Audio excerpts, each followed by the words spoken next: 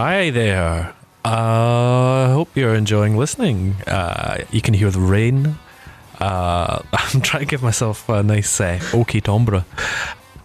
Chris, you're just looking at me straight through the skull. What's going on here? I was waiting to see where you went with that. I don't know. We're out of practice here. We're also nearly out of money. No, we're not really. Rusty, aren't we? But yeah, we're back and making episodes. It's 2020, and this is our second decade, guys. We need to keep fucking going and making it. Woo woo! Oh god, I'm tired. I haven't quite recovered from New Year yet. Yeah, thanks to everybody that supports us. We truly appreciate it. And if you are listening to this and want to support us, the best way to do it is through our Patreon, patreon.com/unsungpod. You can sign up and just give a little bit of money every month or every week. No, every month. Every week? Every month. Yeah, every week. Every week. No, every month. It's every month, but every month. Yeah, it doesn't really matter. Every second. Every second. And you get to be part of a cool club, and you get extra shit. There's a few things we've got to do. We've got some admin to send out to Patreon. We've got like playlists to make and maybe some merch to do and stuff like that. But don't worry to all those people that have signed up for that. That is coming. But if you want to sign up and be a Patreon, then please do it. And it will help us get better equipment and a better website and socks. Socks. Have I got holes in my socks? Nah, you don't actually have any holes in your socks today. I'm sick of the way you look down at me. Yeah, I know. When you see the holes in my toes. I just don't think they're high quality socks for the middle of winter, Chris. You should have they're not a higher Dernier. What do you expect from children in sweatshops? I mean, yeah, no, that's it. Anyway, yeah, thanks for listening. Go to patreon.com/unsungpod and sign up. Thanks, bye.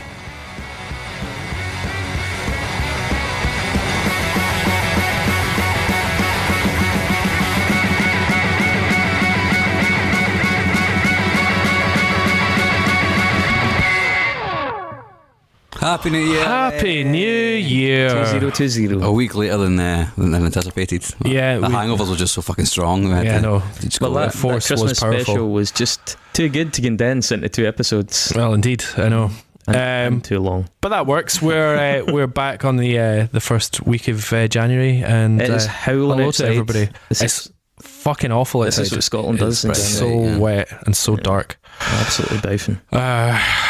I was back at work yesterday for the first time in 2.5 weeks, and it was not a joy. I was never off work, mate. So yeah, I know. Well, I was in my work on Christmas Eve, and then in my work on Hogmanay. Yeah, but you enjoy your work. We hate our work. That's not true, actually. I quite like my work. But what did you get for Christmas, Mark? I bought myself a slow cooker from money that I got. Oh, lovely. I've enjoyed very much already. This what have you year, made? So I made some turmeric and chicken potatoes. Sweet. Oh, that sounds nice. Dave will not be having it. Doesn't sound nice. You're vegan. I still appreciate the taste of what I used to eat. Is that how it works?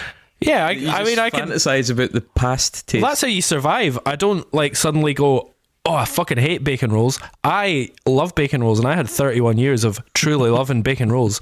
And if I want a bacon roll now, I don't go and eat shitty fake bacon. I just think about how good a bacon roll was. Your eyes roll back in your skull. I just what's David doing? He's just loading the memory of a bacon roll. He'll be 5 minutes and then he'll be back to us. Don't wake him up when he's like that. It's very dangerous. It's very much like the Matrix, but meat based. The Matrix. Oh, we're back. We're back. That sounds like a new alarm. Yeah, it does, doesn't it? How was your Christmas, Christopher? It was good. It was underplanned because in the past I've tried to set stuff up and it's not come off. Tell you what wasn't particularly reassuring is I don't come from Glasgow, I come from Stirling, and in Stirling a lot of my older generation of friends, my kind of school friends, that kind of thing, they're almost all married and or with children now. Yeah, same here. And so I go back there to try and see them, and I thought this year I'm going to utilise technology. I set up a Facebook event. Wow. I set it up and I started inviting people to it, and I invited, I don't know, like a dozen, 16, something like that. And on Christmas Eve there I was sat by myself. Nobody and came. then the event the next day attended one. Well, you tried. At least you tried. So I just posted on the event, thanks for this, guys. I'm going to jump in the fucking river. Yeah. And got drunk. But it was a sad thing to behold. Just this dude in the corner at a table waiting. A table of 8. Laughing at himself. Chortling. Yeah, so that was my Christmas. Good. But I was rewarded handsomely. Mark, by the way, did you ever get any books? Because you were raging that you hadn't had. I did. I got some books. I got the Prince autobiography. Oh, perfect. I didn't think memoir. Memoir. Let me He's dead. play the Prince alarm for the first time in 2020 there. Yeah. But also, I didn't realise you're such a big fan of Prince, Mark. Yeah. Oh yeah, I know. If only you'd mentioned it. And then every single year, the group that I went to uni with, I did my dissertation with, because we all did a creative writing dissertation together, and it was hell. But we've all stayed in contact. One of the My Secret Santa in that group, who I believe you know, Chris, got me a book that she thought that I'd love so much that when I opened it, it turns out I'd already read it. Perfect. So she really did nail So she it. did know you well. Yeah. That happened to me this year as well. A book about Russian propaganda. I was like, yep, done it. Got it. So for the record, guys, don't bother trying to buy me a book about the Holocaust or about Russia. I've got almost all of them covered now. You've got them all. Got them all. Got the whole collection. Wow, man. I did get a book about how to be a fascist. No, how to be a dictator. Great. Oh yeah. Mm-hmm. Well, it's, there's going to be some of those skills are transferable. Definitely. There's going to be some changes in this podcast.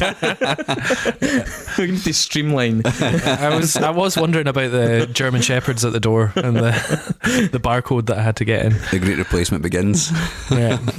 It was not only was it Christmas, it was the end of a decade. Yeah. And do you know what that means? That means lists of your favourite things of the decade. There was a lot of that. Did you all make? List. I made the best list. I made a playlist of my favourite 1,000 songs. 1,000? 1,000 songs, and the only rule was no 2 songs from one album. So but it could be the same artist. Same artist. So yeah, I think I figured out my artist of the decade was probably Kendrick Lamar, because I had like 7 tracks by him from 7 different releases. But 1,000 songs is a lot of songs. 1,000 songs is quite a lot. It took a lot of refining, but who was this playlist for? Myself mostly. Do you think anybody likes you enough to listen through the 1,000 songs? Even I doubt the guy who has your name tattooed on him. Probably not, but I know 24 people are following it, but it doesn't show who they are. But there you go. Maybe they're sharing it to each other going, who is this? Get 1,000 Some of this is terrible. What's going on? I mean, is he okay?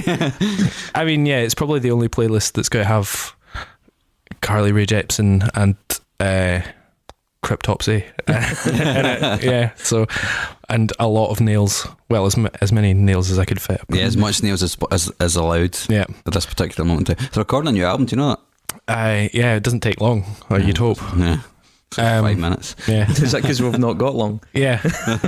So also, on Spotify, obviously they do like your year wrapped and your decade wrapped, and show you what artists and songs you've been playing most.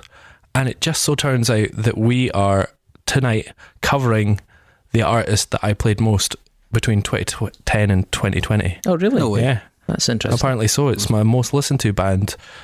So yeah, that is really encouraging, cool. because I have to admit that after album number 3, my knowledge of this band goes off a cliff, because I kind of lost interest. So that suggests that you have a vast reservoir.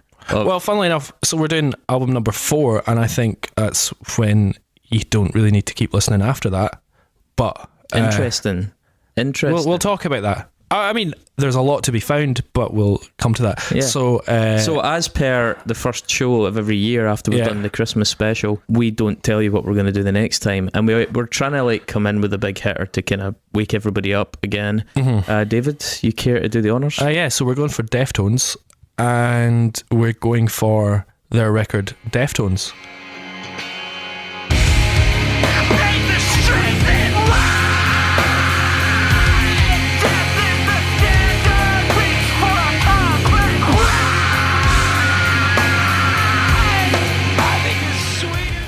Which I feel fits in as maybe their unsung record. I don't necessarily feel they're an unsung band. They're certainly sort of critically acclaimed, definitely amongst metal. Deftones by Deftones, which debuted at number 2 in the Billboard charts. Yeah, I know, but you look back, and it's not the record that gets props. I mean, the obvious one is White Pony, because It's their best album. that's their best record, and it's the classic. And then the one with all the singles on it is Around the Fur.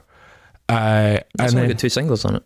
no, but it's the one that people go back to, and like that was the record that sort of got them mainstream success, and it got them think rotation on MTV and stuff like that. I think from memory, Deftones, the highest charting position of a single off that album though was 29, I think, and it didn't go platinum until 2011. So it's interesting that it is seen as like a big watershed moment, because I guess it came out when nobody was really buying records anymore, because it didn't really shift units yeah, the same way, even though it was high profile. I agree. It's true. I mean, they're a band that I sort of ceased to get anything from, or I don't know, it was just like I was full, like White Pony was so good that I was like, Yeah. right, they've done it. And yeah. you know how I like to go through best of lists and see where like the critics place them, especially in the higher profile bands where you've got a few different sites and magazines that have done that. I've never found a band where every single site has agreed on their best album. On their best. Yeah, I mean, it is. I think it's undisputed, literally undisputed. It's astonishing that they have this one record that is just so unanimously revered. Although I think maybe, I mean, you could maybe say Converge and Jane Doe is up there. Some people do. You could, but have, I've seen lists where it's not yeah, like that. and maybe Jimmy Eat World, Bleed American. Do many ever say that's not their best record? But yeah, there's very few. I think you get a lot of people arguing about Clarity with Jimmy Eat World, but Yeah, I suppose they're bands that kind of had different eras and things like that. Deftones have always just been Deftones. yeah. And I will say it was also the only list where even at the very bottom of the list, every single one was like, this is not a bad album, this is a good album. Yeah, absolutely. It's just not it's just their least good it's album. their 8th best album. Yeah. Which was it was kind of interesting that they're definitely a good band, and thank fuck for Deftones for proving that there was some semblance of sanity within the melee that was new metal, because it was a fucking stinking garbage mess. I know that you have a soft spot for it. But I know it's shit. Yeah, it's like it's pure trash. But there was this one band, really just this one band, because I know System of a Down had some good moments, but they were still, and like the first 2 Korn records, I think you could probably but get away with. They're decent records within the context of it all being pretty ridiculous and stupid. Yeah. Whereas Deftones are one of the few bands that you don't whisper that you liked it still. You know, it's like people, they have credibility, whereas almost none of the other bands involved in that scene have any credibility whatsoever. I think System maybe just shave it, but only just maybe. You know, and but they still have a lot of sort of gimmicks and quirks. Yeah, that and you I mean, look and back their on antics when you watch, like, you know, what's his name? Shavel. No, Darren Malakian. Yeah, I mean, you watch him and he's ridiculous patter when he's playing stuff like that. They're still very much of that nonsense new metal sort of mindset, whereas Deftones just weren't really like that. It was kind of unfortunate for them, really. I think that they got lumped in with it, but they did a lot of work afterwards to sort of, I would say, distance themselves from it. They weren't embarrassed at the sort of rap stuff that they did, but I think they definitely tried to get rid of it, jettison as much of the machismo as possible. And I think that's when they're at their best, is when they're least machismo on show. I think they maybe saw themselves. I mean, the interesting thing is, like, to me, they all came from that California scene, and to British and New York press, that all seemed to be the same thing. Yeah. But it's interesting that they only started playing in the big city in LA with bands like Korn, in the mid 90s, but in the early 90s, these are high school friends. This is basically a band from Sacramento that got together when they were teenagers. Yeah, obviously we interviewed Jonah Matranga and Far, Deftones, Will Haven. Yeah. We're all close friends, like very much their fates were intertwined in the early days. They toured together, they grew up together, they hung out together, and I think that has definitely benefited them. Yeah, because they're not just this band that rocketed out of nowhere and was plonked in with all these other bands. They have a sense of, like, this is our roots, that is our roots. Yeah, we're playing with these bands and these, and we've been grouped with this sound, but those are our actual sort of kindred spirits. Yeah, totally. Yeah, but I think they also maybe tie themselves more to bands like Helmet and Tool, who were trying to distance themselves from that machismo that you were talking about as well. And we've spoken about that as well, how Tool, Rage Against the Machine, Helmet, Faith No More laid the groundwork for a lot of the worst parts of new metal. Yeah. But it was also possible to take it and do something along that line that wasn't dreadful. And certainly, like, Deftones is far from dreadful. One thing that really blew my mind about Deftones, by the way, they formed in 1988. Yeah. They formed the year after Nirvana. They formed 2 years before Pearl Jam. Yet they are still very much sort of seen as being quite a relevant band. They're still producing albums that, even if their more recent albums feature lower in their lists, they're still seen as being very good albums. Yeah. Some of them winning like Album of the Year in magazines, and that's really interesting. Yeah, they've been around. They have been a band for 32 years. Yeah, think about how far... And what's interesting as well is that the only lineup changes have been one addition, and he was like a pal of theirs anyway, and then another replacement, and that was due to a death. It was never, they've never fallen out.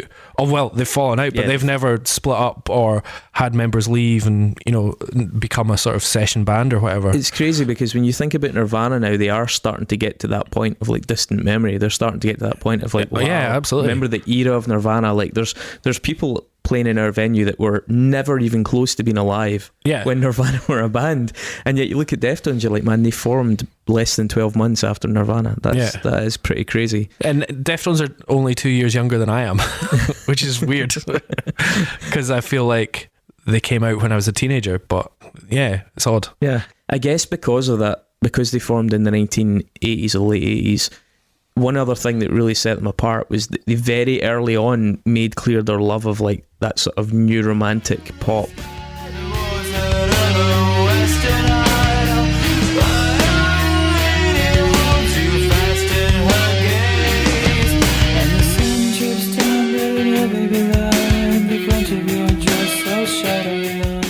Duran, Depeche Mode, huge one. That sort of stuff. That was always a huge part of their aesthetic, and it really distinguished them from the other bands around them. And I mean, I think they reinforced that at every opportunity. They're a band that's really known for doing loads of quite ambitious covers. Obviously, they've done like everything from Weezer to they did that song No Ordinary Love, didn't they? They did stuff like that.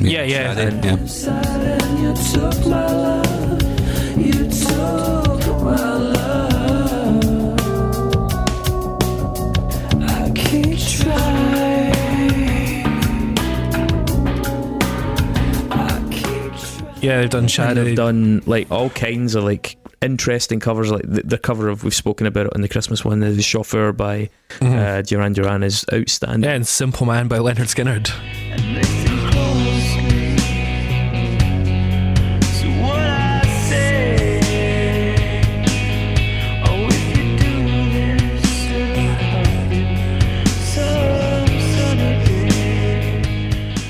Somehow made that affecting. Yeah, so I think they've done as much as they could within their power to show that their loyalties lay out with just sort of stroppy, chuggy sort of metal and Pantera and beat down hardcore and stuff like that. They've shown a lot more diversity. Yeah, Chino's spoken about how much he loves the Smiths, and then since then they've done everything from Witch House albums to kind of like electronic experimental albums.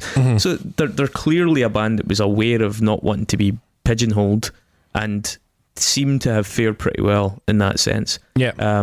So yeah, I mean, we should probably whip through their catalogue, but very, very quickly. The name always confused me, and it was only today when I actually looked it up that I realised that I'd always assumed that they got their name from that Bullet in the Head song.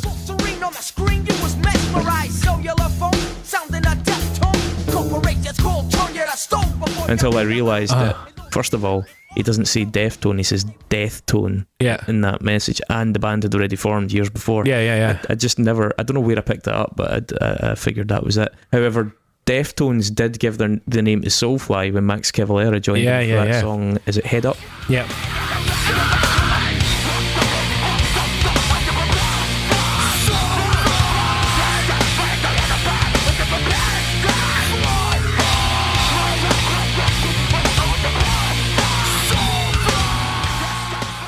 That was about his like his dead son, I think. Dead stepson. Yeah. So the name thing I had wrong, but apparently it was something to do with Def Jam, like some kind of play on. Well, yeah, somebody said that. There's also, I think they also just wanted, like, because you remember all the like the surf rock bands, like the Deltones and the Surf Tones and stuff like that. It was a play on words of the Tone Deafs, but the Deftones, and then they dropped the. But then also Def Jam was an influence, and yeah, because you hear folk call them the Deftones quite a lot. and are mentioned in articles sometimes as the Deftones, but it's just Deftones. So the founding members, as you said, almost all of them still in it. Chino Moreno on vocals and guitar. Abe Cunningham, drummer, outstanding drummer. Stephen Carpenter, outstanding guitarist, who we've mentioned quite a bit on the Meshuggah episode because his style, that influence of Gent in it. Dominic Garcia was actually the original bassist. He eventually, I think their kind of definitive lineup really happened in 1993. Cunningham had left but returned. And Chi Cheng, the bassist, was in that. And Chi Cheng died after. So he was 4.5 years after his car accident. He was in a coma for a while. He got moved home. Yeah, so it was 2008. He was in a really horrific car accident, and then he was put in a coma. Yeah, and then didn't die until 2013. But the thing is, he seemed to improve. He got moved home. Then he was taken back to hospital and died of cardiac arrest in 2013. So like 4.5 years is that really. Because I remember when the news of him being in a coma was there, I just didn't realise it was so long before he passed away. Obviously he never played in the band again. He was replaced by the bassist from Quicksand.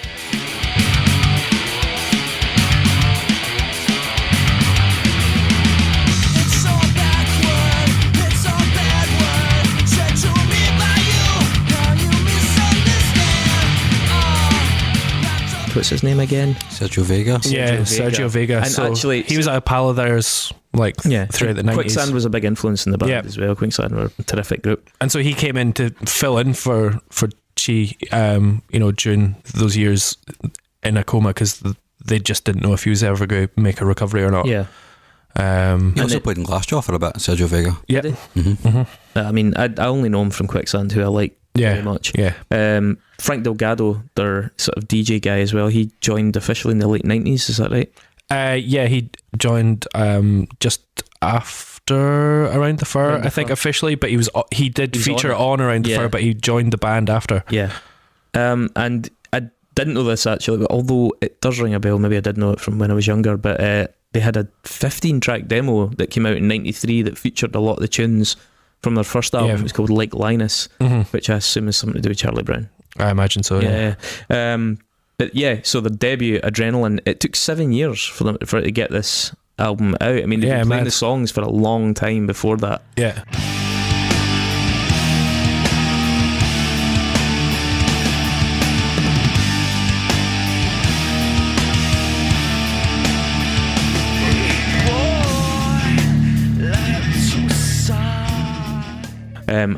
I used to labour under the misconception, I think, that they'd actually recorded it and were shopping it about for that time, but they were shopping about demos of the songs and versions of the songs for a long time prior to it getting picked up by Maverick, which was Madonna's label, and then released in, I think it was October of 95.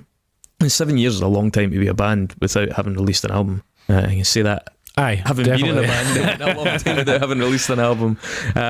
But yeah, I mean, Adrenaline, do you remember hearing it when it came out? Were you of age? No, I was only fucking 9 when that came out, I think, 8 or 9. So I think Adrenaline I picked up much later on. I think my introduction to Deftones was around, sort of White Pony time, 2000, because that was when I was about 14 and getting into this sort of stuff.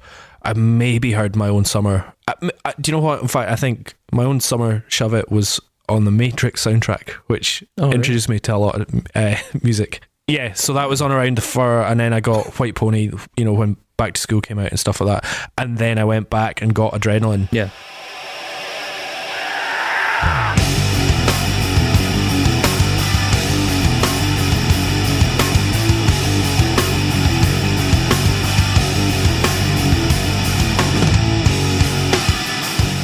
And I listened to that record a lot.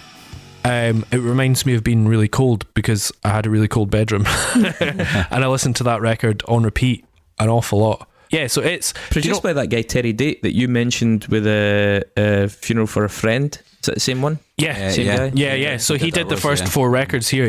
Deftones was the last one that he produced. Although the hidden tune in it was produced by Ross Robinson. Yeah. Mm-hmm. So yeah, Deftones is like an interesting introduction to the band, and it's not nearly as big sounding and expansive. Adrenaline here. Yeah, Adrenaline. Sorry, Adrenaline. It sounds very much of like you can hear it was recorded at the same time because the tones on it are so consistent all the way through. Yeah, it does mean that sometimes actually a lot of the tracks just sound very samey, you know, because it's got that similar buzzy, weird guitar tone. That, and it's quite thin, and there's not a huge amount of low end in it and stuff like that. Apparently, he recorded the vocals just using a handheld 58, which is a pretty rough way to do vocals for an album, but it was just laid down like super fast.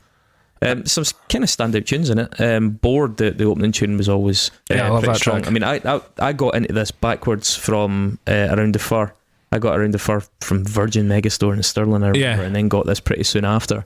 And it probably got as much play at the time. I really liked it. 1 Week is a good tune. It's got that. It differentiated them really early on because it's got that rumbling bass thing that it didn't sound like any other new metal band for the time. It's his curse because he wanted to meet Christ alone.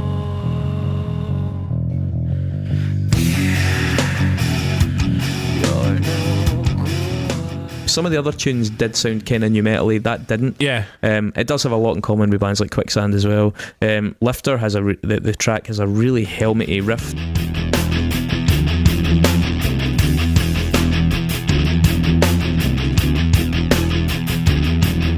Watch me with your eyes, been getting God. Yeah, but there's like that starts to show the nuance and well in that track. It's got like and the tune 7 Words was the one that I think people played the most. It was the kind of most sort of adrenalized, that's like rap rocky and big sort of like mosh pit song. I think that you made it up.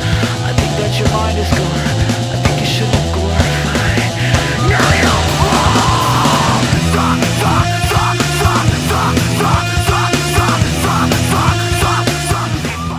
there's a couple of like huge mosh pit tracks in there, like Nosebleed as well. But like for me, it's like Birthmark kind of is starting to show their progressive tendencies.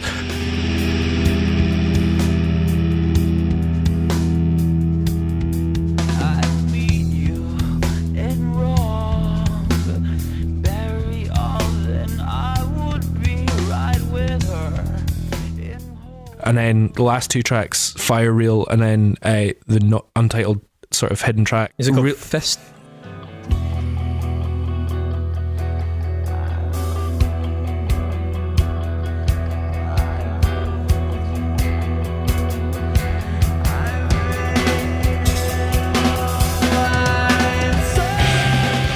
Fist. I think it's called Fist. It was listed somewhere as first, but I think it's maybe called Fist. And they're like, to me, they're the standout tracks on it because they show that they're kind of getting a bit post-rocky, way more expansive. Chino's vocals. I mean, you can talk about Chino. We haven't really mentioned. He's a really unique vocalist, and he stands out. Yeah, it does. Like he's adds so much personality to this band. Without him, they would. Oh yeah, what the fuck would they be? They're one of those bands where everybody's pulling their weight. Everybody's absolutely contributing significantly. Yeah. They've got, no matter what your field in terms of your typical band setup, you probably admire your counterpart in Deftones. Yeah. But Chino Moreno clearly, as a vocalist and frontman, had such a huge role to play in distinguishing them from some of the junk that they were kind of lumped in with, and he did so admirably. By the way, guys, have you noticed? I didn't make any New Year's resolutions, but if I did make one, it was that I'm going to have fewer pages of notes. I'm impressed. I'm saying you've two sheets. Yeah, but they're four. I mean, like, but also I write. It's quite big writing. I write like a doctor, like on a roller coaster. So, but yeah. So you're just gonna have to get used to my pattern instead of facts. One thing that didn't make the album, it was on that like Linus record, was a track called Teething, and you were talking about them being on the Matrix.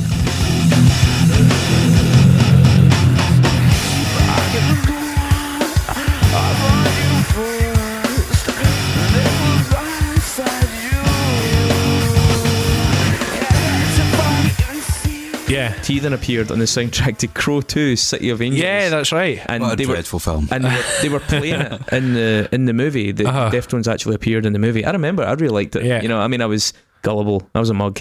There's also a live version of Teething on the Mini Maggot EP that came out. Right. It's fucking. But that appearance in Crow 2, weirdly, given their profile, given that it was sort of pretty limited at the time, it's kind of an interesting moment. Yeah, totally. Like, yeah, getting a band to actually appear in the flesh on that film, and yeah, it was kind of cool. But I mean, clearly, Adrenaline was not even close to making the splash that Around the Fur made in '97. Yeah, because I mean, it's quite a sort of coming of age record. I feel it's quite a teenage album that you see, so that's interesting. I agree with you. It's a teenage album, but a bit like a teenage album, the adult version of them cringes at it now.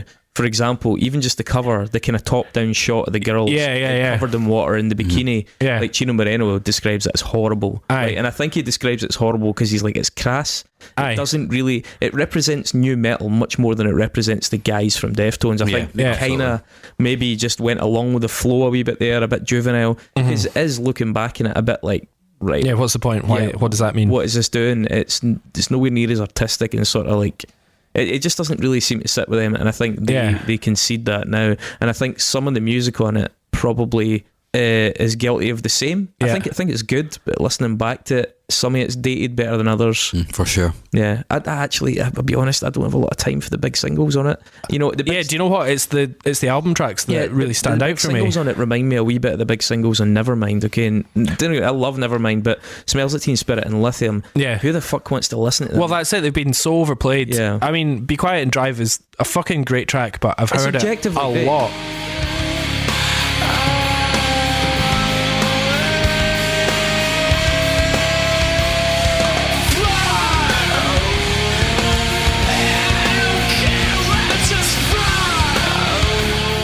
Yeah, but and I've heard so many bands try and do it as well. You know, like the big open chords. Did your school band do it?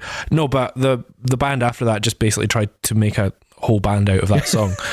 And then obviously My Own Summer is like a fucking unbelievable track, but I've heard it 1 million times. It's a clever track. It's very clever. The mixture of melody and shouting was really well used. Like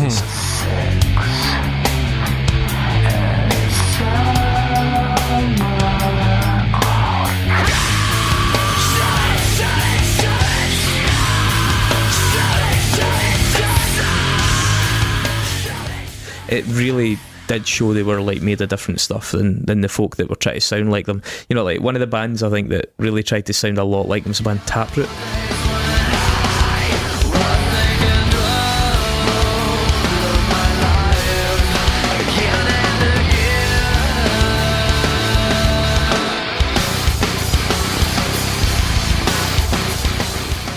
Yeah. You know, that kind of thing. And I think that just tracks like that just kept him a good couple of steps ahead of all of that pack. Yeah. But that song though, it's got one of the most iconic intros. That snare hit is one of the most iconic. It sounds like I think that this is actually my gateway into this band, and I didn't like them. And I like new metal at the time, so it took me a long time to come back around them. That's interesting. But I do like Head Up a lot.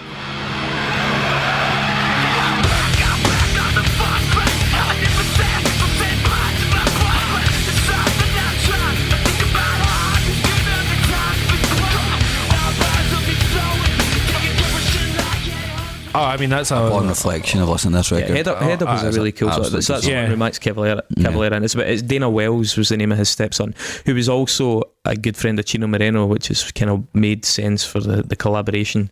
It's a really powerful tune, but I think it's also a very one-dimensional tune. I think they always had one of these on their albums, or they always had like a just sort of head down, like basically a do-do-do-do-do. Like that riff happens quite a lot throughout their career. It's back to the hardcore kind of vibe they kind of played around with when they were younger though, right? They came from that kind of scene, so do you know that sometimes you just want to rock out, man, you know? Totally awesome fact that I found out about this album that I didn't realise. Abe Cunningham used a different snare drum on, if not every track, almost every single track. Oh, really? To try and get a different sound. Interesting. Well, I mean, funnily enough, like, which is so different from Adrenaline. Yeah, totally. And like the production is what really makes this album stand out over Adrenaline, because I think Adrenaline actually stands up more on repeated listens music, like in terms of the songs. The tunes are decent. Maybe because they've workshopped them for a long time. 7 years to do that, and then this is like they've gone in and they've had ideas, but it's, you know, they've done it in a year and a half. But the production is really warm. The guitars sound fucking huge and crunchy as hell. They've got songs like Mascara, which I think was a real development in the band.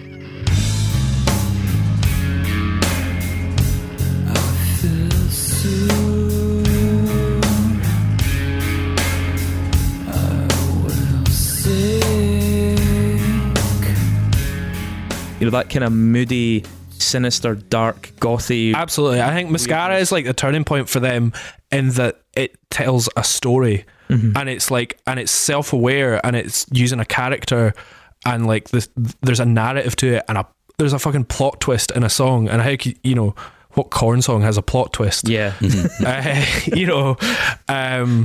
That shows that they're going to develop into a band that's something special. There was a couple of moments on it. I think the tune "Die the Flu."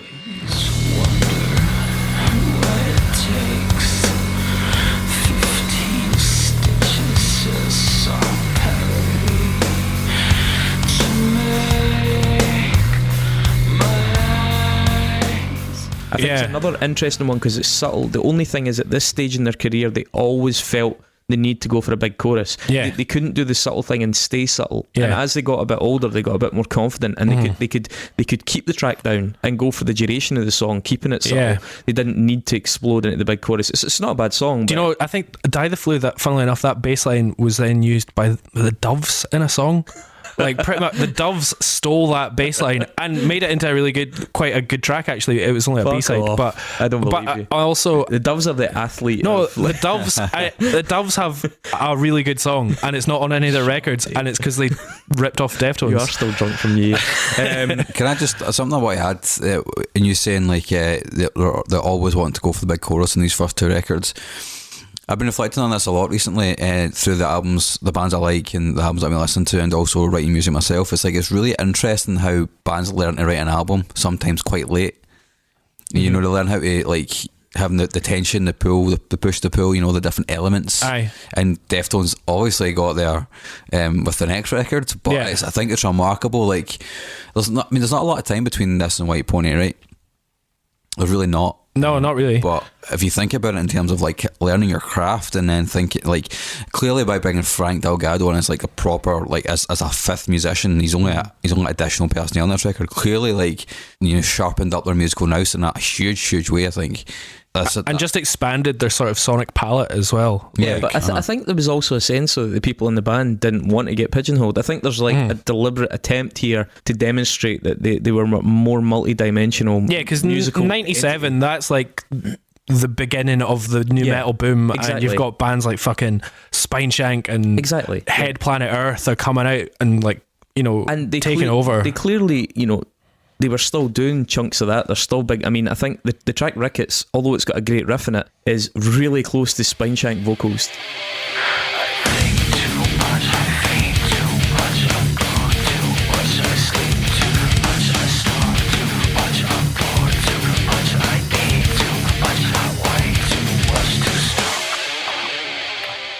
It really is. It's that weird approach that he does, and like the track Lotion, the chorus and ending of that are great. It's quite an angsty tune, but it's got a lot of Glassjaw in it, and I think they were definitely at moments in this record, and I think Mascara's one of the best examples, trying to differentiate themselves from the pack, and that like you said, that it starts to peek through, but then by White Pony they were like, okay, they're now concentrating on the album as a whole and the overall a combination of what they're trying to say, rather than just getting the songs right.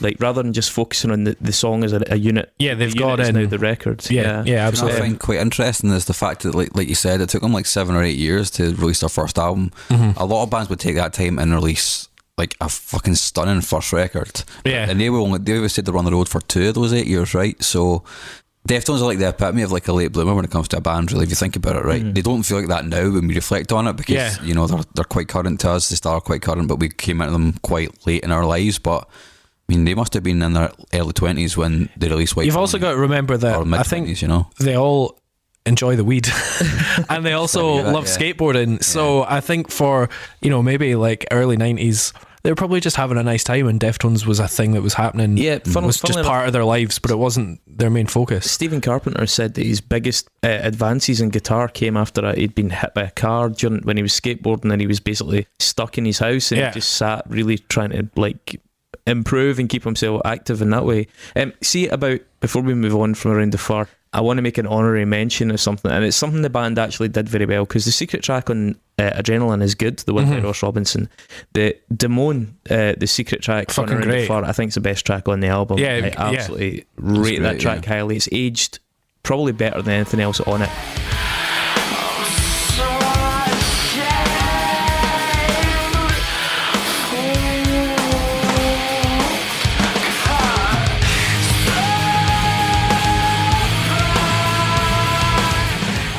And they also did the same thing with White Pony. They then had, or at least the problem is there's so many versions of White Pony, but the Boys Republic track, which we'll talk about next, I guess. So I mean, White Pony, year 2000, as you say, not like 2.5 years between the albums, but a huge evolution in terms of like as artists. This is the point as well where some journalists apparently started referring to them as the Radiohead of metal. Yeah, which is something I'll talk about. Yeah, it's so fucking lazy. I'm not sure exactly who it was doing that, but yeah. One thing that we do need to discern here is that there are multiple editions of White Pony. Yes. I never had the one that started with Back to School brackets Mini Maggot. Apparently that was the US version. That's the US version, and I think that was that not a retrospective thing, because that wasn't that was one of the later singles. And it wasn't even. Yeah, that was recorded after they finished the album. Exactly. Give me a break, I'm on some other mess. Why you act like it's everything you got? Push back the sweat. Now that you the label said we don't really have a single, but they took the 8-minute long Pink Maggot track at the end and said there's a chorus in there, can you make it faster and turn it into a song? And I suppose they said aye, alright, fuck it. You know, it's not a bad song compared to some of their earlier stuff. No, it's a good. No, I'm not saying that. I think it is good, and it's a good reworking of that track. It's not the version of the album that I fell in love with. Oh yeah, it doesn't. To me, it doesn't belong on the record. I think I don't even know how to say it. Feiticeira, yeah. That's the beginning of White Pony to me. The way that starts.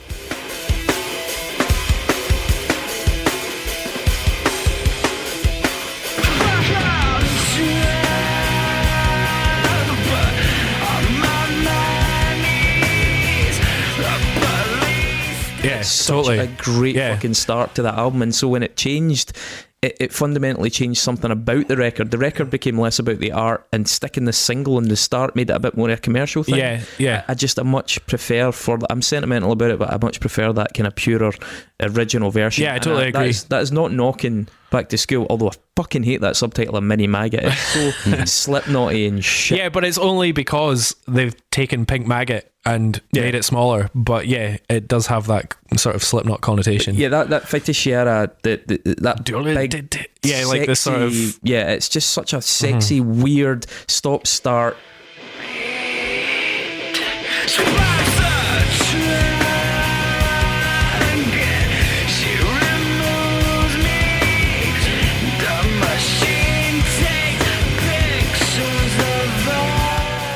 Fucking, it's got the S&M vibes, it's got that creepy narrative, the lyrics in it as well, like that the machine takes pictures of us and my jaw's tired from gnawing on the ball or something like that. I mean, it's just brilliant, man. His lyrics on that record are outstanding.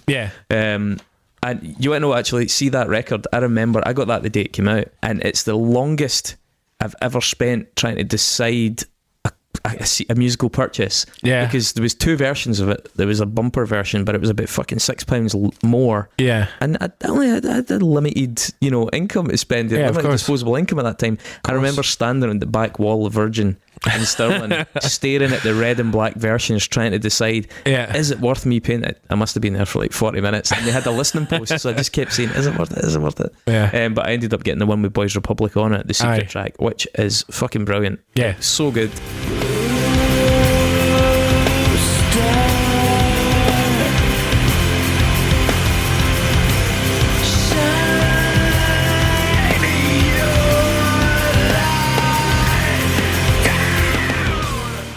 It's so strange that this band chose to hide some of their best material at the ends of albums. Or not even put them on the records. I mean, it's cool, but odd. It's just so odd. But I mean, there's so many good songs in that. Digital Bath is the production on the album is more sophisticated. Absolutely. So tracks like Digital Bath really demonstrate that. Like, it's really mature. It's got that awesome sort of the drum thing, which is a little bit digitized and really atmospheric. Your eyes do. We are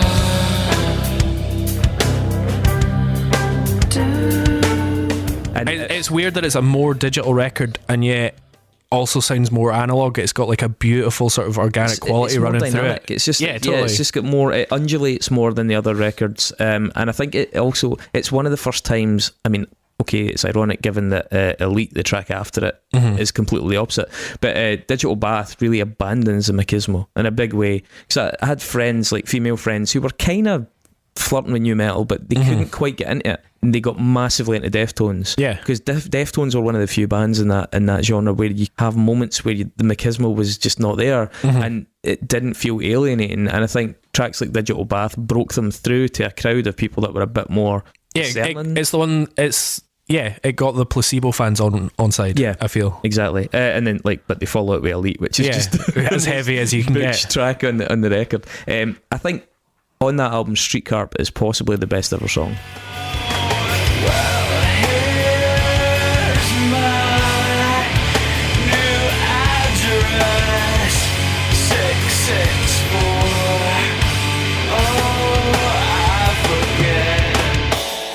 I love that song. I think it's absolutely outstanding. It's got every single thing I want from Deftones and pretty much all the right ratios, including the overall track length. See, mine are Knife Party and Korea. I think they're my two most placed. Great but that's songs. like, Come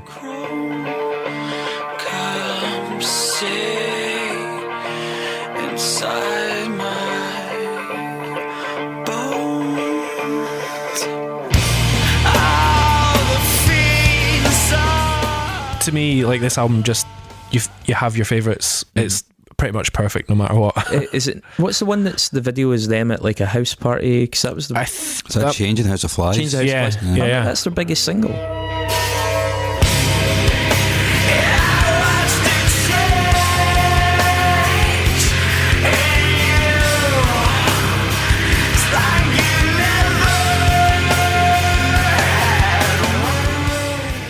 Chart. Yeah, it's the one it's the one that's up top of Spotify playlists and everything as well. I mean, I like it, but it's a pretty. I don't mean it's bad. I mean it's grim in the sense that it's a very ominous, kind of oppressive song. I'm surprised it's like so big.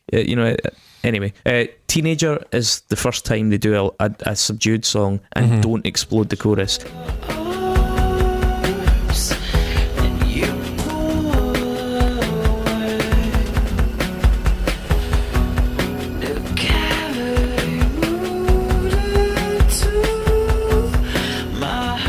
Yeah, and that's what I mean. This is that sophistication arriving in their career. And then Passenger, you forgot Passenger. Well, I'm your passenger. Drop these down, put them on me. I mean, it's going to become relevant later on, David. That is a good song. Yeah, it is a really good song. It's a very good song. Yeah, as a Tool fan, It's at the time superbly as well. crafted. Yeah, I was really happy to see Maynard used well. Yeah, Pink Maggot's probably my favourite song on the record. yeah. So forget about me. 'Cause I'll stick you. Even that, the original version of it is such an interesting Yeah, absolutely. working for them. People just did not expect this from a band that was being classified as new metal. It's fucking brilliant. Like, it's an absolutely dynamite album.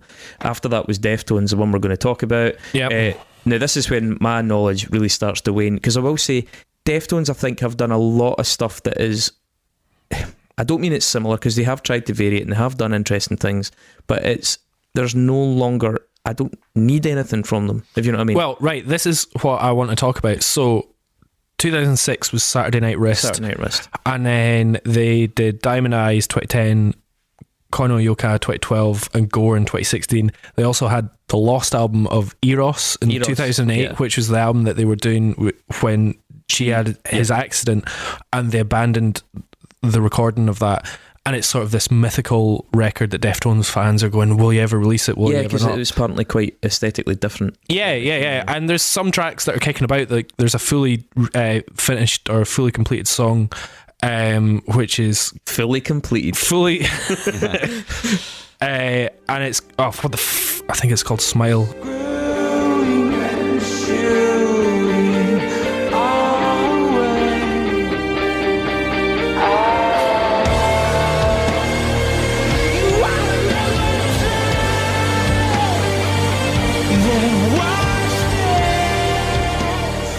and it is really good, and you can see that it carries on. But right, so Saturday Night Wrist was the first, for me, it's the first record that, well, even they talk about it and they feel like it's a bit of a mess and they're not sure what's going on with it, and it's quite unfocused. And to me, it's probably their only not great record. It's good and it's got some really good tracks. I think it's probably their worst record. I have to say, is it the track Rapture in that? I think's pretty well, that's it. There's some amazing tracks on it, but like it's a overall, really different sound.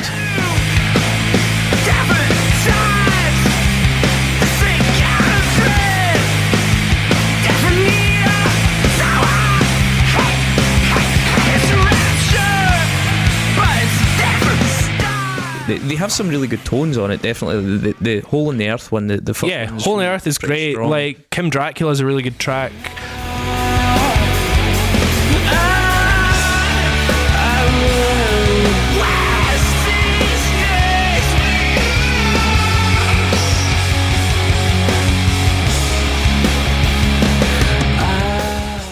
That but track there's Beware has that, Beware's amazing, and his vocal really big soars chorus in that. and really interesting vocal. But then there's like stuff like Mine, which has got Serge Tankian on it.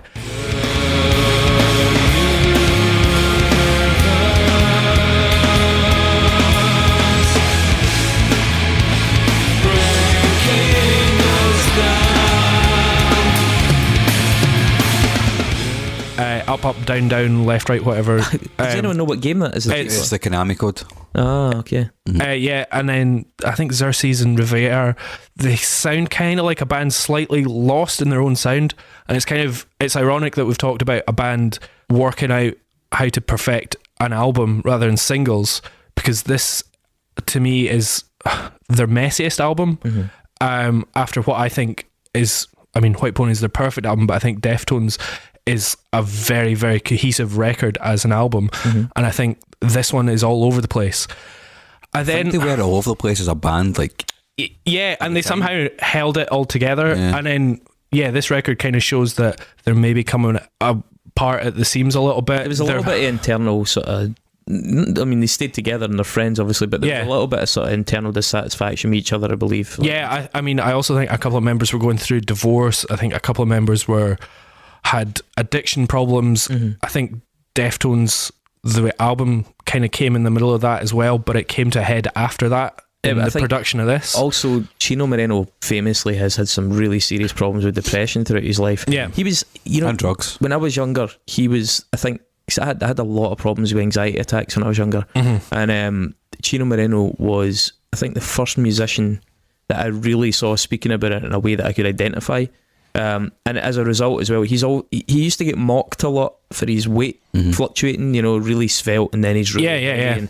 And a lot of that was to do with medication and depression, and I kind of really sympathise with that. I've not had the same weight problems that he had, but I can absolutely understand how that it would lead to that, and certainly some medication courses can affect that. And I think it's got to be pretty fucking dispiriting when you're trying to wrestle with this mental illness, and people are fucking mocking you for being, calling you all kinds of names in the music press. He's an interesting guy in that sense. I think a lot of people warmed to him because of that. He was very open about his problems with mental health, and I think at times in their career you can see how much it was interfering with the process of the band as well. So in terms of like the progress of the band and that they keep continuing, this is like something I wanted to ask you guys about. From Saturday Night Wrist onwards, I feel like the band keep doing good records and making really good songs, right? But there comes a stage, maybe in every band's career, where they go into the studio and they stop adding new stuff, and all they're doing is recreating what's gone before. And I think Saturday Night Wrist was the point for them. And I think it was actually a low ebb, and then the records after that were better. The songs were better and they were clearer and slightly more focused, but at no point did they then ever add anything new. They feel like they were a holding pattern. They were Deftones, and they're really, really, really fucking good at being Deftones. I've got a question to ask of you guys about that. It's like, after that, Chi Cheng was gone. I mean, I think he was just a bass player, right? But he could, for all we know, he could have been quite instrumental in pushing that kind of envelope Yeah, absolutely. And I mean, certainly it would be very interesting to see where they would have gone had she never had his accident. Saturday Night Wrist might have been a blip, and then they did something really fucking special. I mean, Eros is that weird sort of mythical album because it could have taken the band down a totally different direction. But what their last 3 records have done, they've been really solid collections of Deftones songs. So, I mean, you're obviously the one after that was Diamond Eyes in 2010. Yeah. And that's when Sergio Vega took over because Chi Cheng was in a coma at this point, wasn't he? Mm-hmm. And I will say, in not in his defence, you're not attacking him, but I'm saying in terms of bringing something new, his bass tone is very key in a few of these songs. The track Risk in particular is so distinctly him involved in it.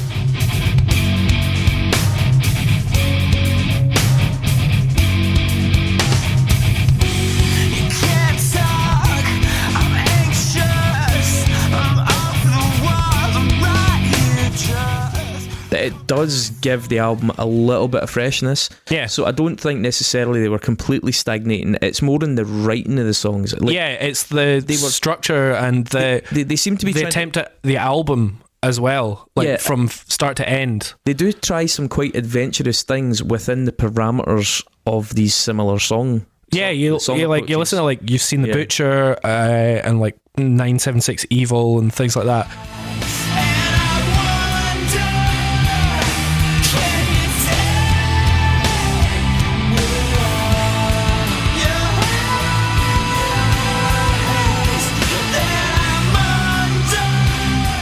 On that record, and then on Koino Yokan, I think Tempest and Rosemary are fucking incredible songs that really, very expansive. I kind of want to speak about that a bit more, actually. That particular one, Diamond Eyes as an album kind of passes me by. Yeah, but that's interesting. I did notice that it's really quite highly rated though. On those lists, Kerrang had it 3rd, Louder Sound had it 4th, it appeared at 2nd, 3rd, 2nd.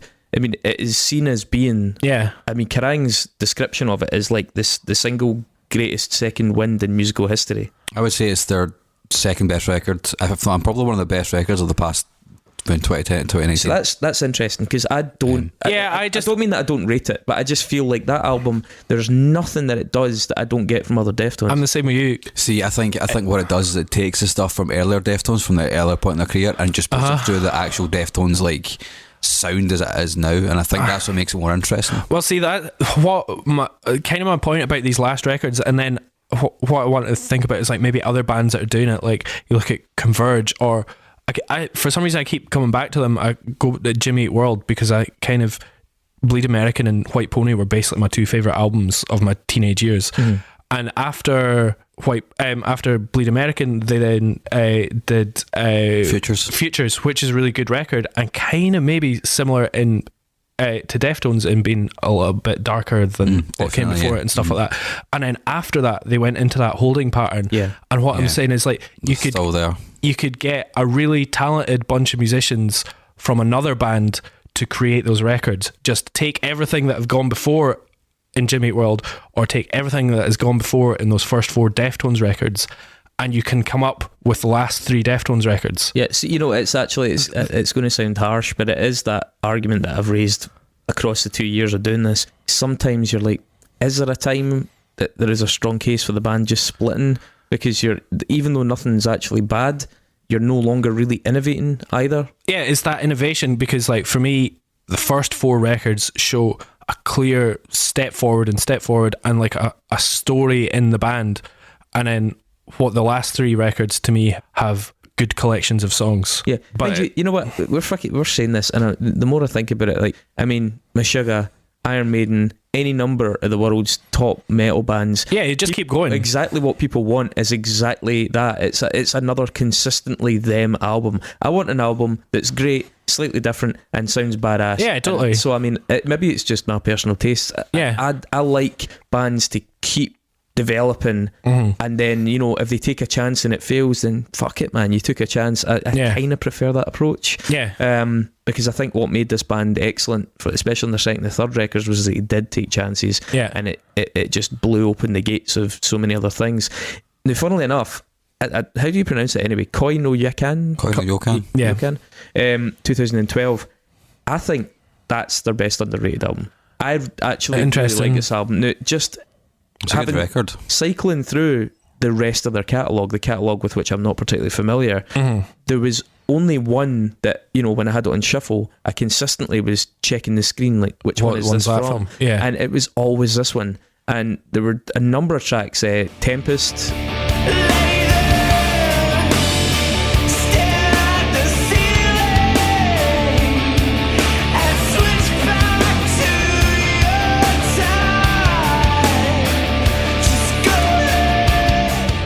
I think Tempest is amazing. Really strong 80s vibe to the vocals, a bit more of a kind of alt rock industrial kind of musical arrangement, but Gauze, that really ugly riff, like really back to their really helmety kind of roots as well.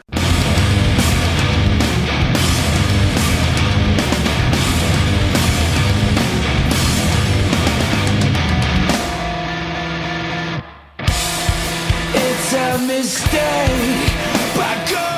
The track Rosemary I thought was brilliant, like long, it's like moody, it's doomy, it's super dark.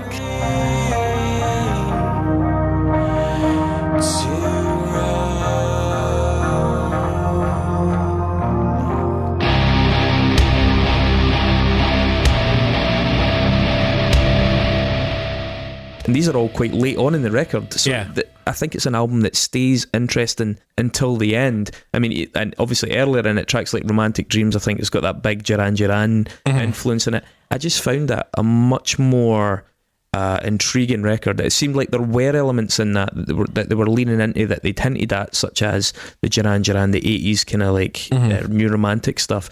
And that was still an area that they could explore quite productively, that they hadn't maybe explored as much as they could have before. Yeah. So it definitely stood out. It stood out for me way more than Diamond Eyes. It stood out way more than Gore, which followed it, which really there was nothing on Gore that... Gore's got some cool riffs and some cool bits and some nice vocals, but to me it's... I mean, I think there's a drum beat on the track Gore, which I think is cool, and the riff tone is really interesting. The guitar tone on that is very adventurous and creative.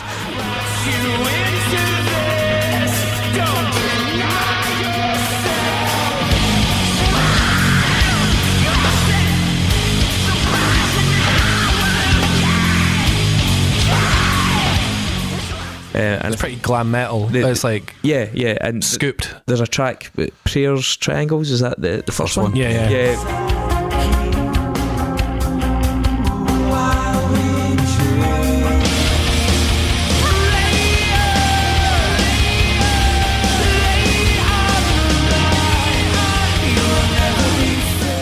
It's a really decent chorus, but as an album, there was nothing about that. Diamond Eyes and, if I'm honest, Deftones. Those albums, nothing on an individual basis stimulated me, whereas I actually found that some of the stuff on Koi no Yokan was actually pretty strong. Standalone, and that was trying to be as objective as possible about it. So, I mean, I would probably have put that forward, but looking at the listings, I mean, on at least, I think 3 of the different lists I looked at, that was last. Yeah, it's interesting. Which is strange. I definitely wouldn't put that last. I'd have it above definitely Gore and Saturday Night Wrist. Yeah, so there was a couple had Saturday Night Wrist near the end, a couple had Adrenaline near the end, just purely because it sounds quite primitive. Well, they're wrong. Yeah, well, I would agree. I think it was Louder Sound had Adrenaline third. It was Pony for an Adrenaline, but it was interesting seeing where these records landed. I think the argument for Deftones, which we'll get to obviously now, that was interesting because people seem very divided in that. There was one that actually had it last on their list. Yeah. The Kerrang one had it second on their list as their second best record. So it was good to see that there was definitely disagreement. So it does qualify, for consideration. Yeah. We should also just mention that they do have a B-Sides and Rarities record. Which is brilliant. Which is fucking brilliant. And then they also collated that, took it down with a couple more and released a covers record for Record Store Day, which has some extra covers. And those are just great albums in themselves.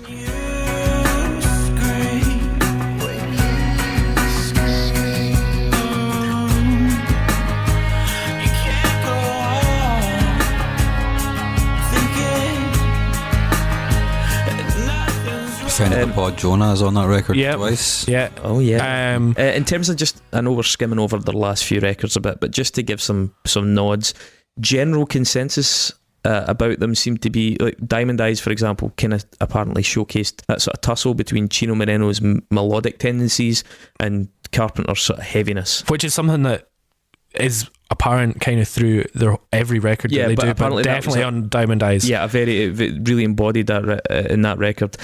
Koi, some people felt, whilst the songs were great, it lacked a through narrative that some of the other albums had, certainly Pony. Yeah. And mind you, in saying that, that's despite it being voted album of the year in some magazines, some rock magazines.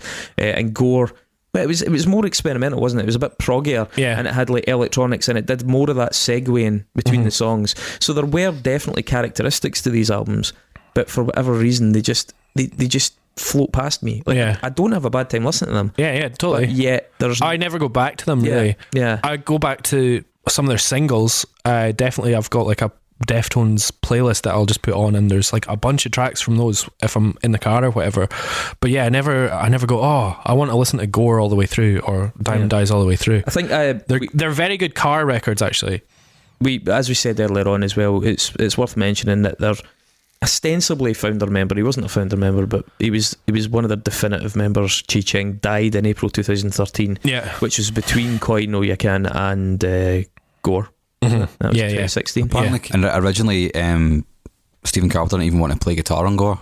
Oh well, see, that was apparently, there was a bit of sort of misreporting about that. So he'd been quoted as saying that, but then later clarified that he was referring to one particular track in it that he really didn't like, that made the cut, but that he later kind of warmed to, and people at the time took that as a sign that there was a bunch of disharmony within the band itself. And he was like, no, not at all, I just don't like this tune, and it shouldn't have been on there at all, so I shouldn't have been playing guitar in it. Definitely in the mid 2000s you definitely heard a lot of like Steve Carpenter was like kind of maybe a little bit hissy about just wanting to be in a metal band, and then Chino was always wanting to be expansive as fuck.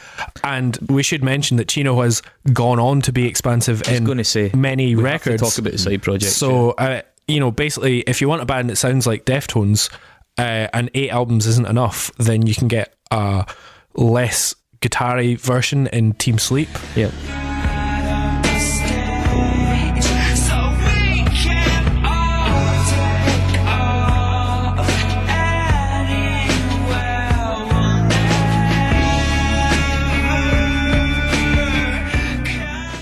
You can get a way more trip-hoppy, glitchy version in Crosses.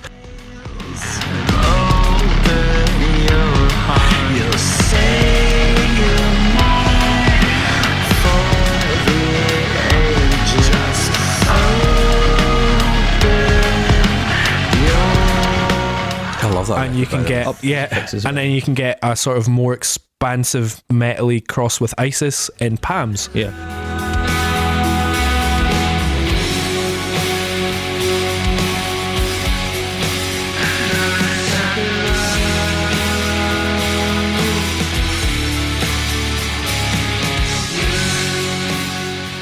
And you know the one called Saudade as well. It's Saudade.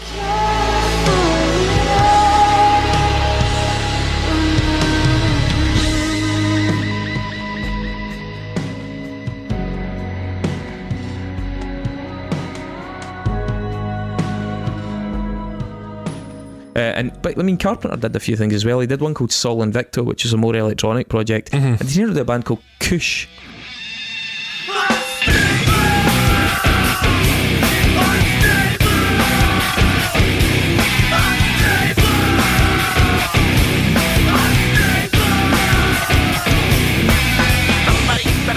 Which was like members of Fear Factory. And I think Dino Cazares and I've not heard. I've heard neither of them. I've not heard either of them. I've neither heard not. I've hot Ned either of them. Hot Ned. I've not listened to those Carpenter's other projects. I have listened to Moreno ones. Yeah. Again, none of them really jump out. I know Team Sleep's kind of quite revered. The Palms one's interesting, but I think there's a lot of people doing that stuff, and the witchy kind of Crosses one didn't really do anything for me. I like the Crosses one actually, but we spoke about that a bit during the Salem episode as well.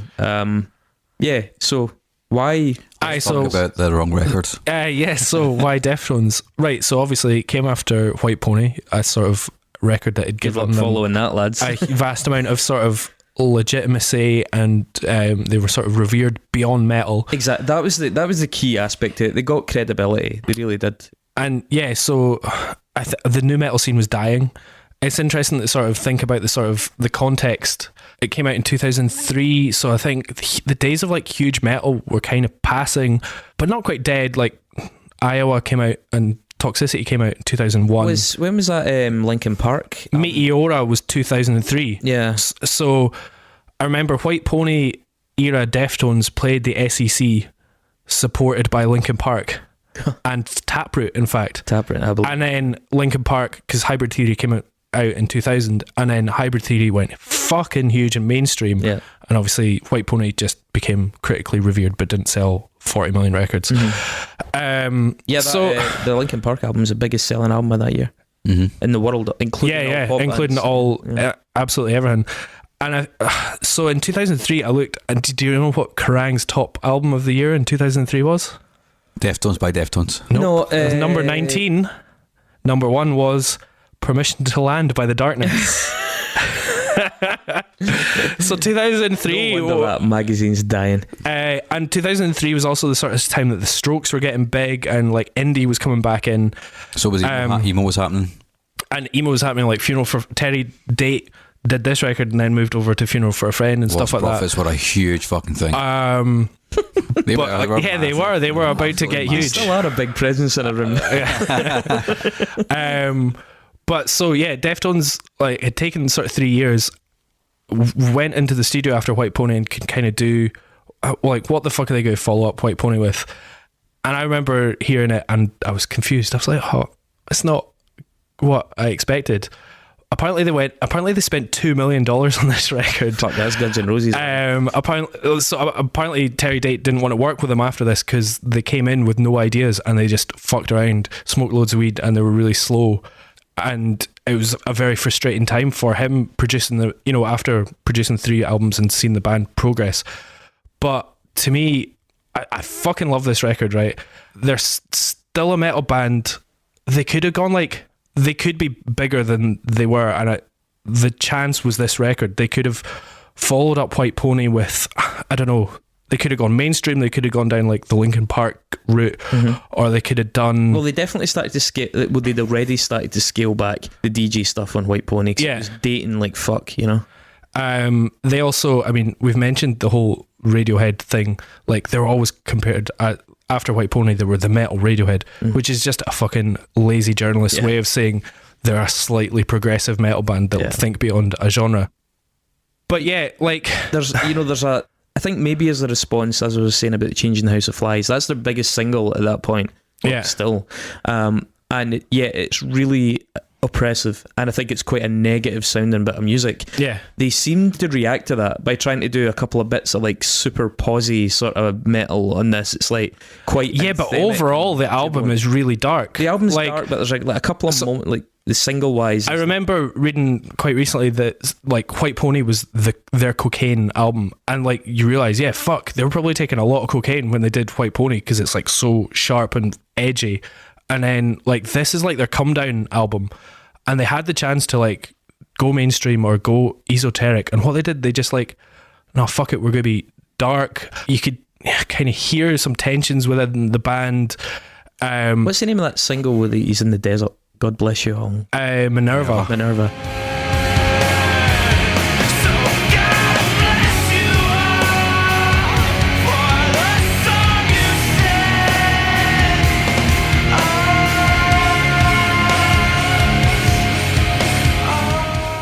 That's like a shoegaze. That's a shoegaze track. song, more or less. The thing about that track, everybody was waiting to see what they did, and that track landed so badly for me. It just, there was something weirdly preachy and like slightly insipid about it. I thought, I think it's aged really well. I think it's fucking brilliant. Agree. And I think Although Weaver, you were saying this record is darker, like this record is way less oppressive sounding. It's a lot more open sounding than Tony was. That's the thing. I didn't want that from Deftones. But I mean, it's like when Slipknot do an acoustic song. It's like you don't want that. You want to feel like you've got three drummers smashing in the face. Do you know what I mean? Like I think they're really good at that, but they're also really good at doing open stuff. Like I think Minerva's one of their best songs just because it doesn't sound like a Deftones song. It's a tune that I really can't get with at all. Hexagram's a good example as well because it's like so big and open.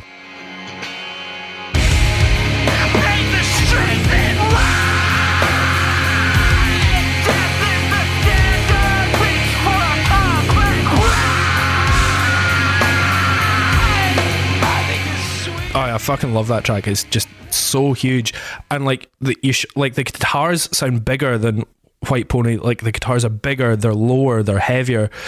And yeah, you're right, and yet somehow it's less oppressive or less, I don't know, inward, but the electronics on this, like they're throwing way more sort of trip-hoppy influences and stuff like that. You can hear like sort of tricky stuff and Massive Attack stuff, particularly on single tracks, but then like Carpenter has gone full Meshuggah on this record as well. Yeah, totally. Yeah, the gent vibes are strong, Yeah. And is this after Chaos Fear came out?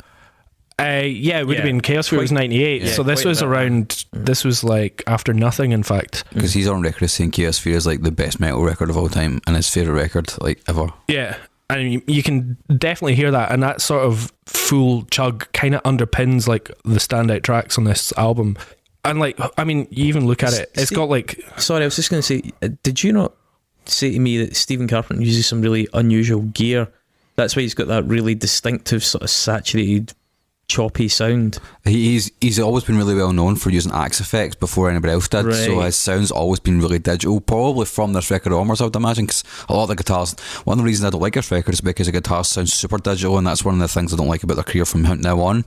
It's like a lot of the guitars sound really fake, but I think that's a deliberate thing on his part, because it is a really distinctive sound. Yeah, absolutely. But it does make it sound even more distinct by that token, because then it becomes like not just having to put these amps together, they sound like Steph Carpenter. It's like, well, you have to know what his fucking settings are on his yeah, totally, his completely made up amp that he's got that he just uses all the time. So yeah, he's really well known for having no amps on stage because he doesn't need them. Funnily enough, this was when I went to uni. This was the only album I took with me on CD. And I took my hi-fi, and then I had my computer that plugged into it, and I just had my iTunes. But I had one CD that was in the CD player, and then that was my alarm for my entire first year. And do you know what? I never fucking got bored of it. And you know how you always hate your alarm? Yeah. Well, waking up to Hexagram every morning, afternoon, I was at uni, and I literally never got bored of it. My alarm setting is Prowler in the Yard by Pig Destroyer. Well, I mean, you're going to wake up, aren't you? But yeah, for me, like, funnily enough, it's not. You can go through it track by track, and I will. But what makes this record stand out is that I think it's a perfectly cohesive record that is, from the beginning to the end, it's got a perfect, weird, dark sound. It's not what people expected. From the sounds of what you're saying, with them turning up underprepared without the material, they were. It must have been written in a sort of condensed setting. Absolutely. So that consistency would invariably be in there. Totally. And so you go from Hexagram, which is like this big, beautiful, big dark thing, and I love the sound of it, the sound of the guitars. And Chino is hitting sort of slightly weirder notes than he was on, well, just different. He's not sticking to safe melodies at any point in these first four records. And Needles and Pins, I love. It's like sort of metal trip hop.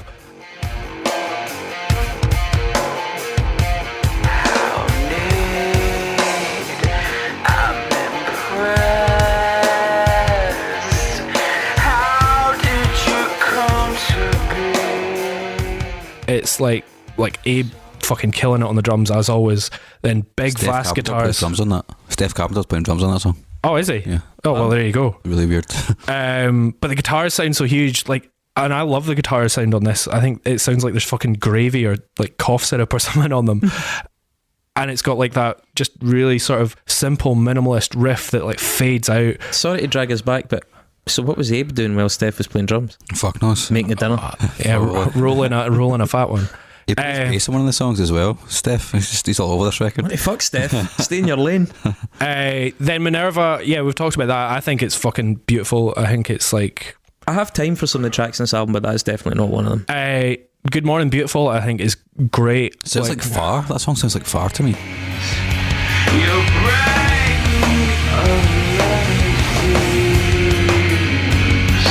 some cold white day, but you're crazy. Particularly. Yeah, I mean, yeah, I can get that. I think the vocals are really, really good. Brilliant. Death Blow.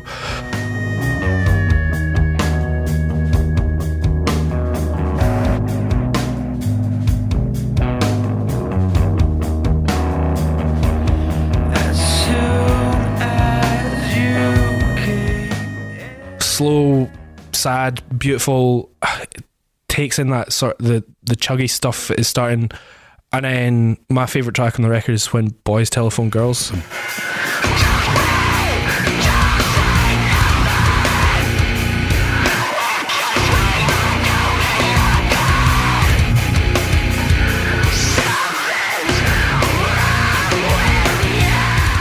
Big song. I think that was my favourite track when I was 18 or 19, just because it's maybe the most mashuggy, but I fucking love it, and it's like got that stop start genty riff, which then repeats a couple of times in different variations throughout. Then Battle Axe is just hefty That's sludge metal there. Yeah.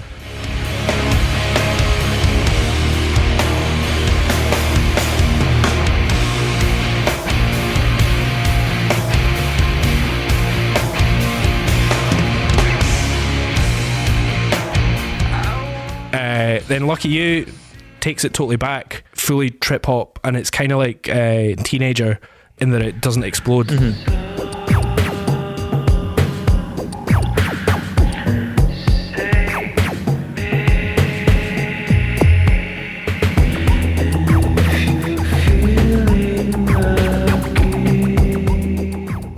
But it's got a very understated chorus to it. I really like it. I remember when it came out, I think it was on Matrix 2 soundtrack, and I heard it on that. Did I hear it on that first, maybe? And I was like, not sure. I think it's a bit too Team Sleepy for me, but it's actually way more intricate and interesting than Team Sleep. I have a theory that he's got a cold on this song, because it sounds like he's got a cold when he's singing the chorus. Yeah, maybe. I mean, colds definitely add a sexy vibe to many vocals. Bloody Cape, come on, you've got that big fucking riff again. He's been on the phone to Head and Monkey from Korn and just went, can I have one of your riffs, please, mate? Why not? I'm going to use it in this song.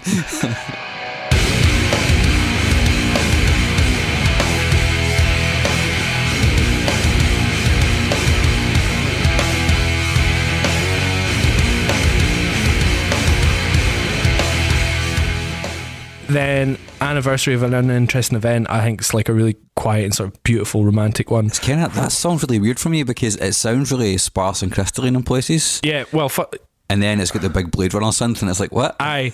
Well, see, if you took Chino out of that could be a Bjork track.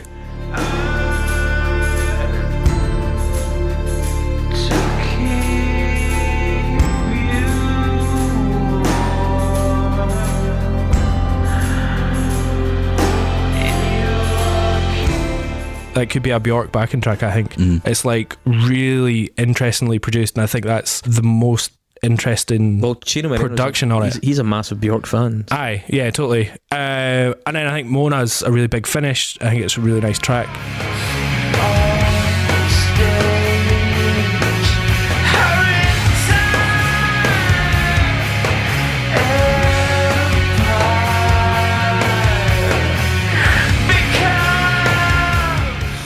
I don't think there's any shit songs on it. I think some of the songs slightly merge a little bit. Do I think the overall thing is kind of muddy? Yes, but I think that imperfection is what makes it more perfect as a whole. And I think from start to end, it just worked brilliantly. And then in context, I think it's their last coherent record. I think Adrenaline was a great bunch of tracks from a band that had been like killing it live, and I'd love to see Adrenaline era Deftones live, like in a little sweaty 300 cap room.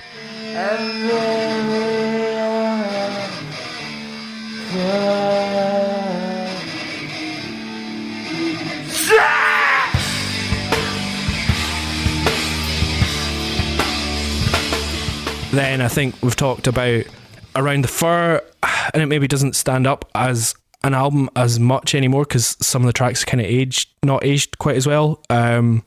White Pony is perfect, and then I think this is like the perfect sort of fuck you riposte. It's like, no, we're not going to become a mainstream band.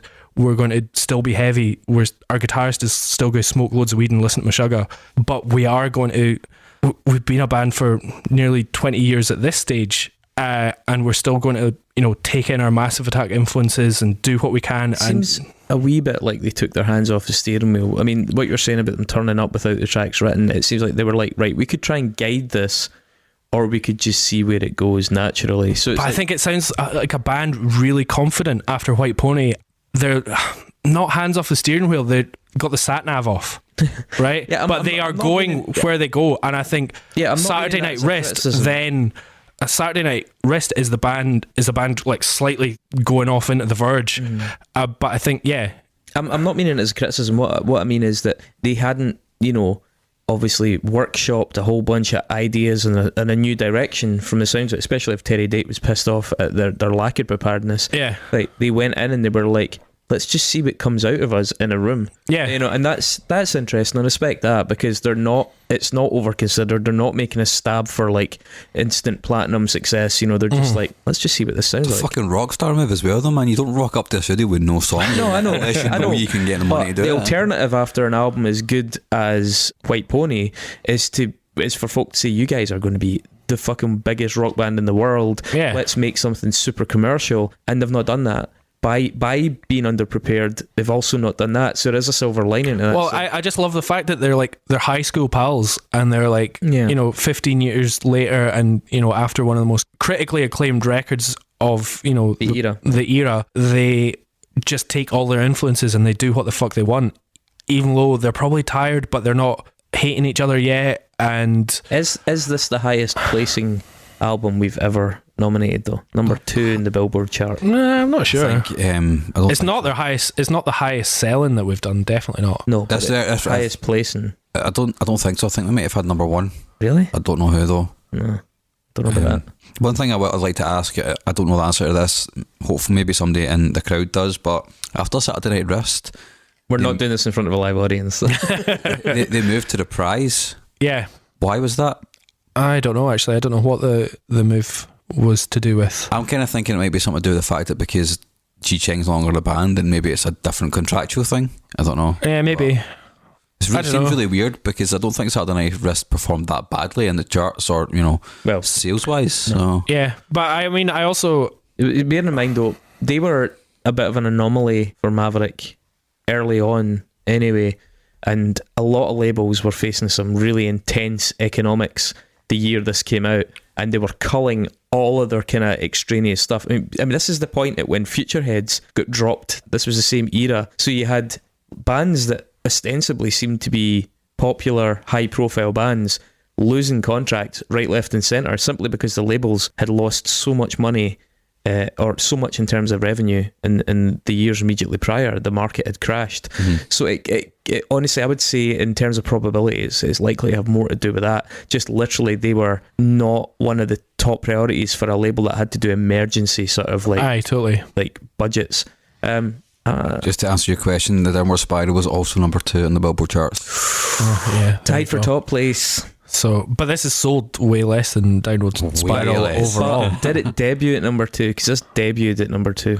Yeah, but it debuted at number 2 because of White Pony, and then people went, "Oh, it's a bit too dark, and it doesn't have the singles that I want on it." I'm just pushing your buttons. Yeah, I know. I think it's a good choice, an interesting choice. I don't side with it. Although I am aware that I think my perception of the album overall is coloured by how much I dislike the track Minerva. Yeah. But I do think they did stuff later on that appeals to me a bit more, but it doesn't seem to have made quite a quite as much of an impact on not just your psyche, but the psyche of people writing lists and websites and fans generally. So I'm not massively opposed to it. I'd probably vote it in. Yeah, I do think it's interesting coming off the back of something as you say, near perfect as White Pony. Yeah. Mark, you like Diamond Eyes better? See, I do prefer Diamond Eyes. I'm also not quite sold on the fact that Deftones should be in a discography period, which was my reservation coming to this. And I know, but we've got 9 Inch Nails in this discography. That's exactly. We spoke about that, but we were young back then. Yeah, they're better though. So, like, my key, I think if I was going to pick an album, I'd probably go with Diamond Eyes. I think, can I just say a word in defence of 9 Inch Nails? 9 Inch Nails more or less defined an entire genre of music. Like, Deftones were the best of that genre, but they didn't define it. I think, I'm not entirely sure if Deftones has sold as many records as 9 Inch Nails sold on the Downward Spiral alone.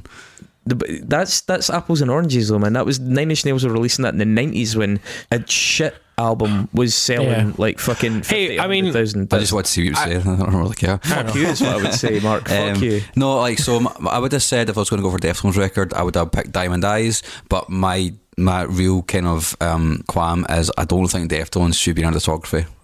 See, I disagree with that because I mean we've had fucking Tori Amos and like Portishead. You know, we choose good, just choose good shit, and then I think we either choose underrated bands or we choose underrated albums from bands' discographies. But Mark, wait a fucking minute. Hang on. Mark suggested we do a fucking Prince record for this episode. Well, You still might do that.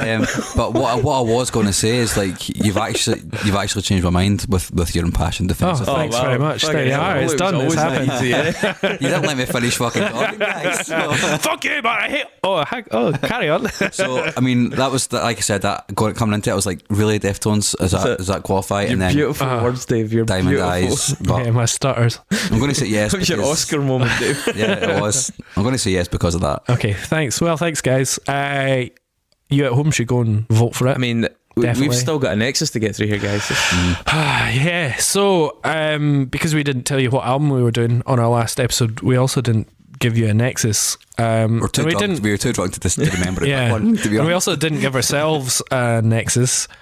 So we decided to choose one this week, and we decided to go with a man in the news. Sorry, 11 a.m. this morning we decided to do this Nexus. Man in the news, not Ricky Gervais. No, yeah, but probably just as transphobic. So, fucking quite. Yeah, that's probably quite done.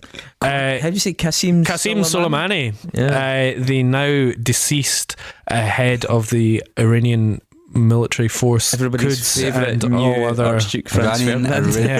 Iranian Revolutionary Guard. Yep, he was, but you know, he was one of the most influential people in the Middle East. A massive cunt of a man. A true mad cunt of a man. Got the blood of hundreds of thousands of people in his hands. Yeah. But because another massive cunt has taken him out, some people have gone, oh, he's a martyr, and oh, we should. 50 people so far crushed to death at his funeral. Can you see that? Mental. So we've got to get from Deftones to him. Yeah. And do you know what? I find it surprisingly easy. Yeah. Do I go first? You can go first because it's my album. The one that was arguing for it, yeah. Well, it's my record, so I think I go for it. So Deftones, as we might have mentioned, are on the Maverick record label, which is run by Madonna. It's Madonna's sort of what would you call it? Vanity label, but she's also put a lot into it. Madonna in the late 80s was married to Sean Penn. Sean Penn, who was also accused of battering her. No, he did. Sean Penn, which doesn't really feature in his Wikipedia, funnily enough. But what does feature in his Wikipedia is his defense of Hugo Chavez. Because he was apparently friends with Hugo Chavez. And he said... A lot of people defended Hugo Chavez, including our now departed leader or shortly departed leader of the Labour Party in the UK. So, yeah. Well, a lot of these people have taken Alien versus Predators motto, the enemy of my enemy is my friend. And do you know what? The world is just not as black and white as that. Also a shit film. But anyway, yes. Hugo Chavez, better than Prometheus. Sean Penn's friend. Better than Prometheus. Well, that's a... Yeah, we can talk about that later on. I've still not seen Prometheus. Oh, Dave's back to his turning his laptop round with a photo on it. What? No, No, it's just- I'm just reading it. No, I don't have a. Whenever he I picks don't up have a that photo. laptop, I feel like he's going to do the big reveal. Although I did. Do you know pizza what? spin. I should. Wait a minute. For those at home, Dave is frantically typing because he wants to do the big pizza spin reveal. Here is a photo of Mahmoud Ahmadinejad Hugo kissing Hugo Chavez's wife. Hugo Chavez's wife. So that's exciting. Hugo was away out handing out fridges when that was happening, I take it. Ahmadinejad was criticised by religious and political groups in Iran for photographs because I guess she's an unrelated woman, and that is against it in Islam. Anyway, big Mahmoud Ahmadinejad was the president of Iran from like early 2000s. He's a fucking dick as well. A total arsehole. But yeah, part of his war cabinet, you could say, and a main power influence was also the late Qasem Soleimani. So there you go. 5 links, 5 texts. There you go. 5, well done. Am I going next? Yeah, go for it. So Chino Moreno now resides in Bend, Oregon. Oregon,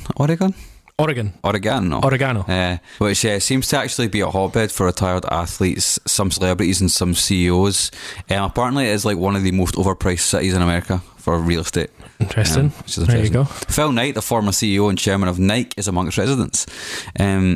In 2018, just prior to the World Cup. Dave, you'd have given me shit for less than this, that he lives in the same fucking city. Wait, continue. In 2018, just prior to the World Cup, there were a number of articles in the news about how Nike had withdrawn its supply of football boots for the Iranian national football team. Right, okay. Their manager, Carlos Queiroz, Yep. Portugal Real Madrid manager as well, now the manager for Colombia. Oh, is he? Players get used to their sports equipment, and it's not right to change them a week before important matches. We're only managers and footballers, and we should not get involved in such matters. So naturally, the Iranian media was abuzz with this, and there was actually a viral video of an Iranian dentist chucking a pair of Nike football boots in a bin, saying the company's decision was an insult to people, and my people, and all football lovers. Great move. So that happened because Donald Trump placed sanctions on Iran in May 2018. Soleimani himself was actually sanctioned by the US in 2007 and again in 2011, but he was also directly affected by these sanctions because when they put these sanctions out, they also sanctioned a guy called Shibul Muslim Ubaidai al-Zayed, who was actually an Iraqi military leader who was actually funding Soleimani to basically do military action in Syria. Well, there you go. Yeah. I mean, I guess military or UN sanctions are a link. Well, I think it's the first time we can have it from now on. I do want to say that for anyone shaking their head going, God, those crazy fundamentalist Iranians taking it out in the trainers, was there not a similar thing in the States where people started setting their shoes on fire? Yeah. Because of Colin Kaepernick. Because of Colin Kaepernick, yeah. And that was Nike as well, wasn't it? Yeah. Fucking crazy religious zealots. Okay, my nexus. As you mentioned earlier on, David, a great track is Passenger from White Pony, featuring Maynard James Keenan. Maynard James Keenan also has a solo project which he called Pussifer, Puscifer. And Pussifer, whatever, did a cover of the song Rocket Man with a guy Stephen Drodds of the Flaming Lips.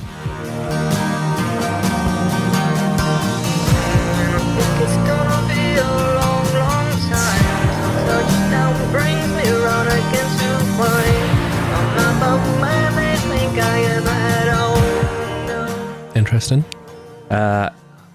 The composer of the song Rocket Man, Mr. Elton John, wrote the track Candle in the Wind to commemorate the death of Lady Princess Diana, the People's Princess. He didn't write it for her death. He covered it. Sorry. He wrote it for Marilyn Monroe. Ah, really? Yeah. And then released it again. Is that all right? I have no idea, mate. You're on your own here. I'm happily corrected. I didn't even check that fact. I just went with it. Yeah, I think he released Candle in the Wind when Marilyn Monroe died and then re-released it for Diana. Oh, so he plagiarised himself, is that what you're saying? Yeah.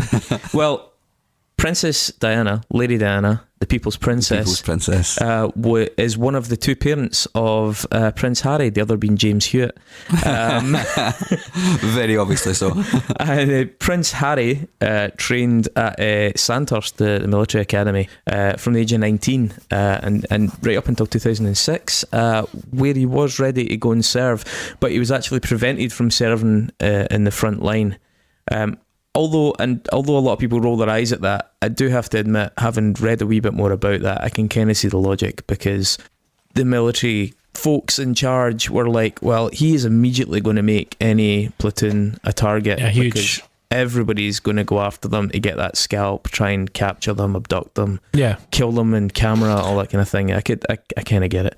But yeah, Prince Harry, who, to be honest, he does seem of all the royals the least cuntish. The least cuntish, yeah.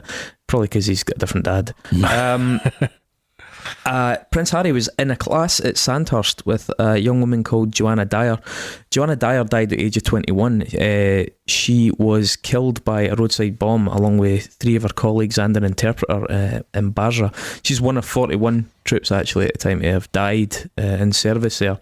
And that roadside bomb was part of an orchestrated attack that fell under the remit of Qasem Soleimani. Yeah, because he was in charge of basically all military operations outside of Iran. Mm-hmm. He was basically funding the militias that were doing this insurgent activity. So it was, the blood was more or less in his hands.